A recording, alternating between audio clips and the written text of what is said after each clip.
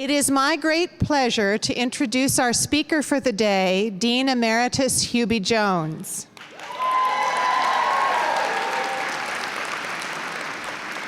Hubie has a long and wonderful history of service to the field of social work and to our community. He was Associate Professor in Urban Studies and Planning at MIT way back when, and our Dean at the School of Social Work from 1977 to 1993. In fact, he hired me, and I'm very proud of it.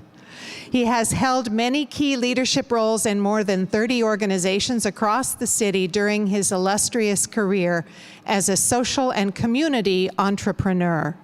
To name just a few, these include a weekly public affairs radio show called 5 on 5 for about 20 years, founder and president of the Boston Children's Chorus, which has provided many of Boston's children with a safe haven to develop their tremendous talent. And of course, Higher Ground, which is modeled on the Harlem Children's Zone. We are delighted that Professor Hubie Jones has agreed to speak to us today.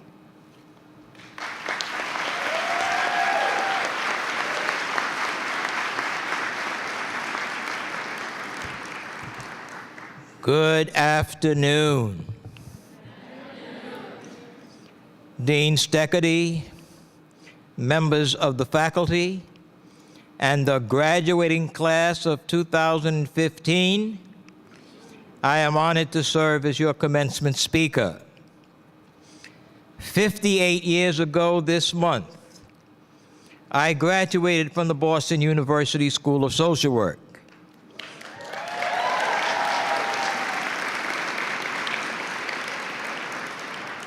That year, my classmates voted for me to be named Man of the Year.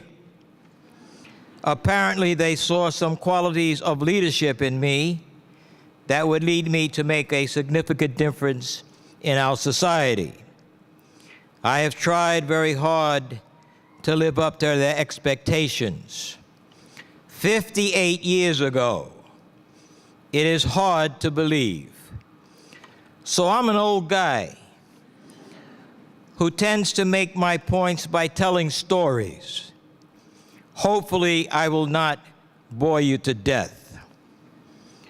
During my third semester here, on October 28, 1956, I first heard Dr. Martin Luther King Jr. speak at the Ford Hall Forum in Boston. At that time, Dr. King was deeply involved in leading the Montgomery bus boycott in Alabama, which had catapulted him into national leadership. His riveting speech that evening was a personal watershed for me, sealing my commitment to work for social justice and racial equality in America. It set me on fire, so to speak. Dr. King said that night something that was both inspirational and unsettling. Quote, "The arc of the universe is long, but it bends toward justice." As a young man in a legitimate hurry for big-time social change, I was not interested in the arc of history. I wanted racial discrimination in America to end now. I wanted Jim Crow in the South to end now. I wanted prison reform now. I wanted childhood poverty in the richest country on the face of the earth to end now. I wanted a national health care program now. I had no interest or time to deal with notions about the arc of the universe. It took me many years to understand the value of revolutionary patience. I didn't say patience, I said revolutionary patience. In 1999, I landed with 50 other Boston leaders in Belfast, Northern Ireland, to learn about the consequences of the warring between Protestants and Catholics that had gone on for decades. Bombings, murders, street battles, and all forms of fierce hatred between these religious groups. Our delegation, including Mayor Menino, arrived just at the time that the peace accords was being hammered out. Irish leaders from both sides of the divide came out of negotiation sessions to tell us what was going on. It was a great historic moment. Peace that many people thought would never come was happening before our eyes. The arc of the universe is long, but it bends toward justice. I have been to South Africa 3 times since the end of apartheid. When I'm walking on the streets of Johannesburg, I have to pinch myself because I thought it would take a massive bloodbath to get me there, to see a politically empowered black majority. Due to the relentless work of the African National Congress and its leader, Nelson Mandela, one of the greatest moral leaders of the 20th century, transformative change happened. The arc of the universe is long, but it bends toward justice. In 1979, 20 students and 6 faculty members at our School of Social Work landed in Havana for a tour of Cuba. President Silva was not thrilled about it, but we went anyway. We thought it was important to learn firsthand about what was happening in that society and its implications for the United States and the world. We got a clear-eyed understanding of the consequences for Cubans living under authoritarian governance. We learned about an impressive healthcare system and good public schooling. We marveled at a robust child care system. We were stunned to learn that Cuba had a much higher literacy rate than the United States. However, we came home knowing that U.S. policy toward Cuba, particularly the economic embargo, was wrong-headed and counterproductive. It took 35 years since our visit to Cuba for President Obama to move to restore diplomatic relations with Cuba, and before long, the U.S. embargo will be consigned to the dustbin of history. Before long, President Obama will land in Havana, and the Cuban people will go wild with joy. The arc of the universe is long, but it bends toward justice. In 1953, when I was in college, I wrote essays stating the case for a national health insurance program in the United States. Finally, after a much too slow change process, the United States Congress in 2010 passed the Affordable Care Act, which is a giant step toward a single-payer system. I will probably not live long enough to see it, but a government-sponsored and run healthcare system is on the way because unsustainable rising healthcare costs will force the eventual change. The arc of the universe is long, but it bends toward justice. The message here is not just wait for big change because it will ride in on the wings of inevitability. That is not my message. Dr. King said it best. I refuse to accept the idea that man is mere flotsam and jetsam in the river of life, unable to influence unfolding events which surround him. Folks, it took the unrelenting work of courageous people to build the platform from which major changes have sprung. It took fierce and compassionate advocacy to get us here. It took revolutionary patience. So as you leave this place and begin your journey as a professional social worker, commit yourself to bending the arc of history toward justice and get us to a much better place and a much better world in a hurry. This posture is at the core of social work's commitment to change the world for the better. Many of you may think that you are on a traditional job search. Not true. You are really looking to be called to do important humanitarian work consistent with your personal values. You want to do work that you are passionate about. And of course, we deserve to be fairly compensated, congruent with our great value to our society.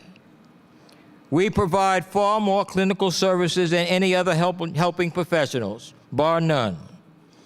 We practice in every conceivable arena in our society, making a huge difference. So as a collective body, we must continue to fight for much better salaries and benefits for social workers.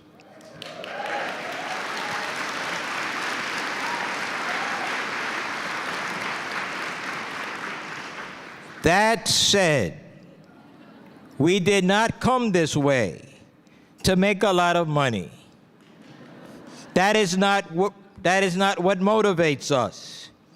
It is not the calculus we make when we decide how we want to lead our lives. Since I did not have the nerve to do so, my mother told my father about my decision to become a professional social worker.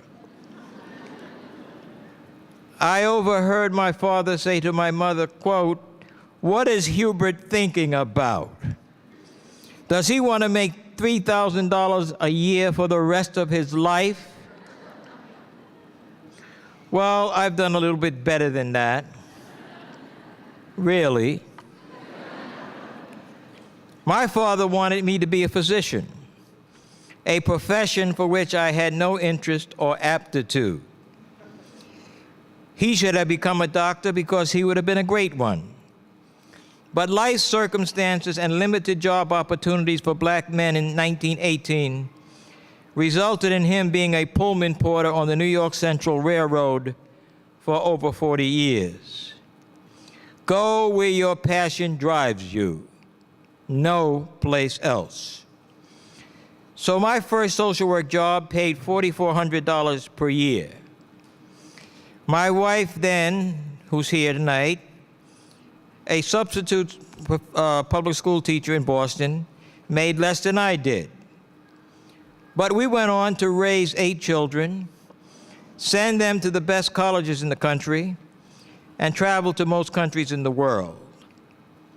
So parents and relatives here today who may be worried about whether you are going to make it, I simply recite the refrain from a Bob Marley song, every little thing's gonna be all right.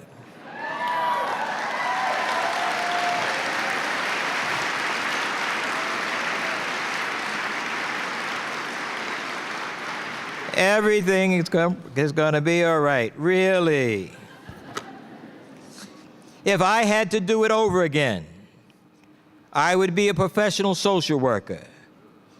There has been no morning that I did not want to get out of bed and go to work because I felt I was making a positive difference in the lives of individuals, communities, and our country. I also had wonderful colleagues and comrades to work with. Let me give you a message that I gave to every graduating class during my 16 years as a dean. Wherever you go, wherever your professional career takes you, hold on to your identity as a professional social worker and be proud of that identity.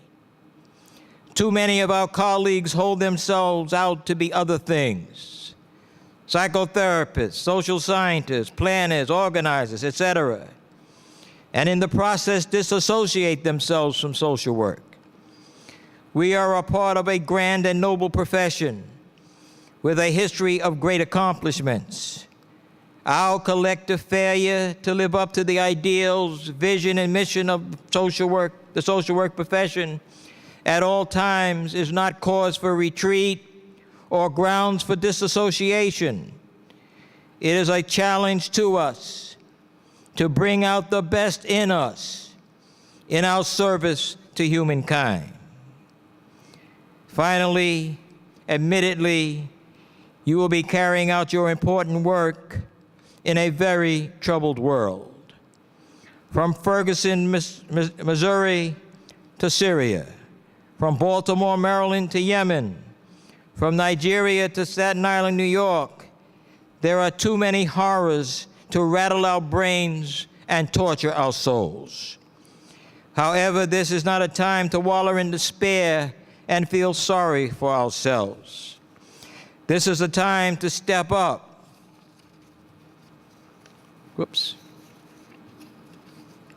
Our commitment and resolve to use our knowledge and skills to forge a better country and a better world.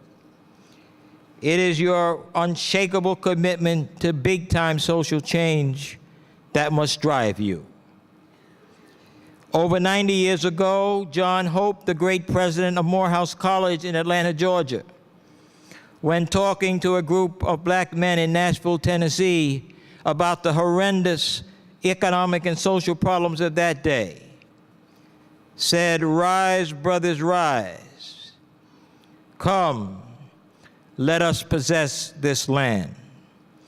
I modify that message on this occasion. Rise, brothers and sisters, rise. Come, come, let us possess our profession, possess our land, and possess our world. Congratulations and best wishes.